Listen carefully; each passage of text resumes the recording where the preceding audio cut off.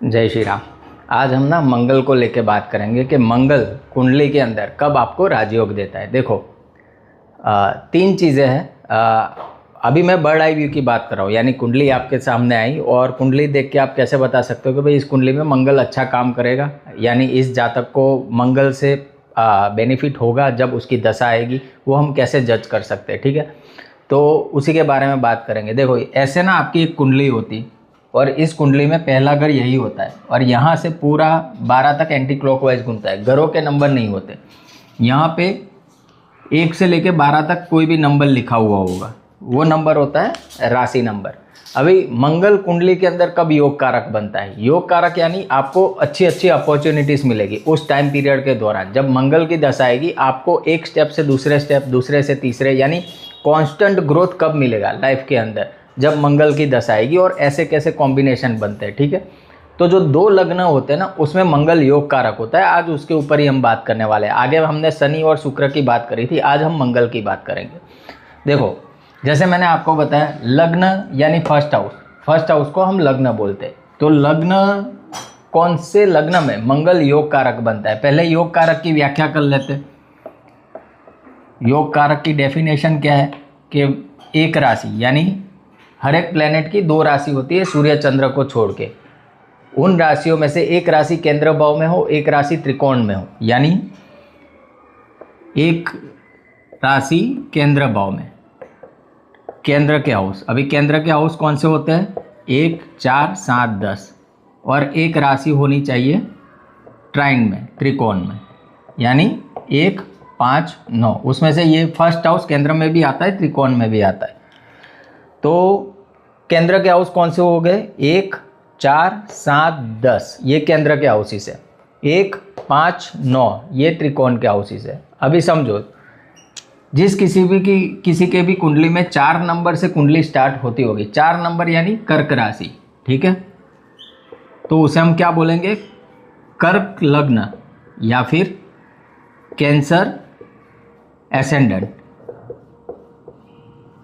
तो जिस किसी के भी 4 नंबर से कुंडली स्टार्ट होगी ना, उनके लिए मंगल अत्यंत शुभ प्लेनेट है। वो उनकी कुंडली में योग कारक है। क्यों? क्योंकि अगर हम इस डेफिनेशन को समझे योग कारक प्लेनेट की, तो आप देखो 4 नंबर यहाँ आएगा तो 5 यहाँ आएगा, 6 यहाँ आएगा, 7 यहाँ आएगा, 8 यहाँ आएगा। उस हिसाब से आगे जाते जाते 1 नंबर केंद्र में आएगा, 2 और 3। अभी डेफिनेशन क्या है? एक राशि केंद्र में हो, एक राशि त्रिकोण में हो। तो यहाँ पे देखो, एक राशि मंगल की, मंगल किन किन राशियों का स्वामी है? 1 और 8, यानी मेष और वृश्चिक। तो वृश्चिक राशि उसकी त्रिकोण में आ रही है, उसी हिसाब से मेष राशि उसकी केंद्र में आ रही है। तो जब इस व्यक्ति की मंगल की दशा आएगी, इस व्यक्ति को राजयोग की प्राप्ति होगी। पहला राजयोग तो केंद्र त्रिकोण का बनेगा, दूसरा योग कारक प्लेनेट का, यानी अकेला मंगल कर्क लग्न में आपको राजयोग का फल देगा। अभी सबसे इंपॉर्टेंट बात है, ये राजयोग अच्छे से कब काम करेगा। हमने ये तो देख लिया कि कर्क लग्न की कुंडली में मंगल राजयोग देता है, बट वो राजयोग को अच्छे से फलीभूत कैसे करे, यानी मैक्सिमम बेनिफिट उस राजयोग का कैसे ले। तो अभी आपको मंगल का प्लेसमेंट देखना पड़ेगा। मान लो 10th हाउस और 5th हाउस का लॉर्ड होके मंगल बैठ गए यहाँ पे 6ठे घर में, या तो फिर 8वें घर में, या तो 12वें घर में।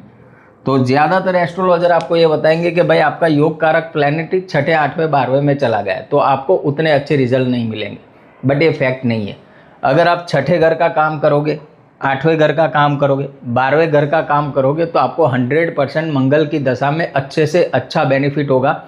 आप प्रॉपर्टी बनाओगे, गाड़ी बंगला सुख सुविधा सारी चीज़ें होगी। अभी करना क्या है, कौन सा काम करें?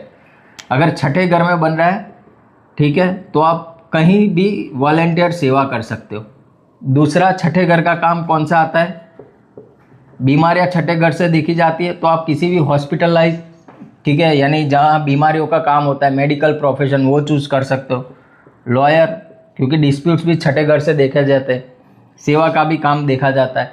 तो अगर 6ठे घर के रिलेटेड चीज़ों में आप इन्वॉल्व हो जाओगे, तो ये योग कारक मंगल आपके लिए बहुत अच्छा परिणाम देगा।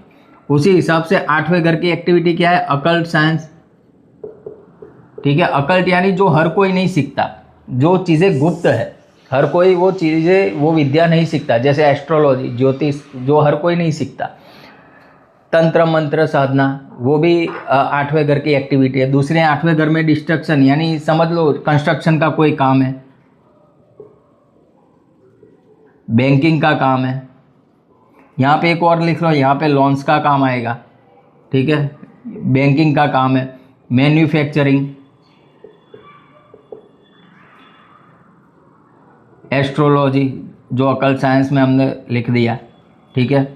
तो 8वें घर का काम आपको करना पड़ेगा, तभी जाके जो मंगल ने योग कारक की भूमिका निभानी है उसमें आसानी हो जाएगी। अभी 12th हाउस में बन रहा है, यानी मान लो योग कारक प्लैनेट होकर वो 12th हाउस में चला गया, तो यहाँ पे आप क्या कर सकते हो, यहाँ पे फॉरेन से जुड़ सकते हो, ठीक है, या फिर कोई चैरिटेबल ट्रस्ट के साथ जुड़ के कुछ ना कुछ अच्छा सोसाइटी के लिए काम कर सकते हो, डोनेशन वगैरह करते रहो।